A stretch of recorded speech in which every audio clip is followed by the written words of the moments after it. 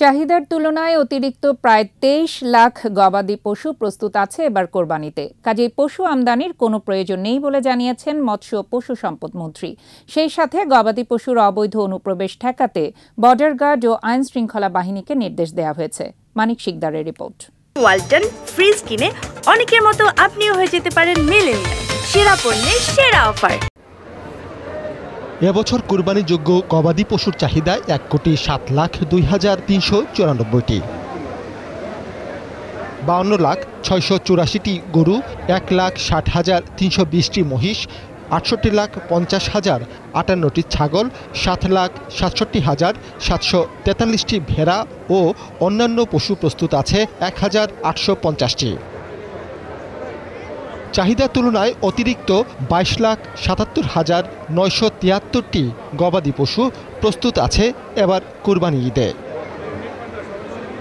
খামারবাড়িতে এ সংক্রান্ত প্রস্তুতি সভায় খামারিরা অভিযোগ করেন, ভারত মায়ানমার থেকে অবৈধভাবে দেশে প্রচুর পরিমাণে পশু আসছে। অনতিবিলম্বে যদি এখন পদক্ষেপ না নেওয়া হয় ৫ দিনে কিন্তু হিউজ স্টক চলে আসবে।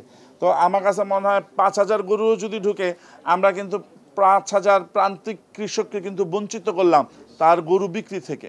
এ সময় মৎস্য ও পশু সম্পদ মন্ত্রী বলেন, প্রয়োজনের অতিরিক্ত গবাদি পশু প্রস্তুত থাকায় আমদানির প্রয়োজন নেই। অবৈধ পন্থায় গবাদি পশু দেশে আনা হলে কঠোর ব্যবস্থারও হুঁশিয়ারি দেন মন্ত্রী। বর্ডার গার্ডকে অ্যালার্ট করা সহ যাবতীয় সতর্কতামূলক ব্যবস্থা গ্রহণ করা হবে। সারা দেশে ৩,০০০-এর বেশি স্থায়ী ও অস্থায়ী হাট বসবে। সড়কে চাঁদাবাজি প্রতিরোধেও ব্যবস্থা নেওয়া হচ্ছে। তারা হয়রানির শিকার না হয় সেই জন্য এই আইন শৃঙ্খলা বাহিনীর পক্ষ থেকে যা যা করার ইতিমধ্যেই তারা তাদের সেই প্রস্তুতি গ্রহণ করছে। যে কোনো সমস্যা হলে প্রাণী সম্পদ অধিদপ্তরের নিয়ন্ত্রণ কক্ষের হটলাইন নাম্বার ১৬৩৫৮-এ যোগাযোগের আহ্বান জানানো হয়। কন্ট্রোল রুমের সে নাম্বারটিও দেওয়া থাকবে। মানিক শিকদার, ২১ টেলিভিশন, ঢাকা।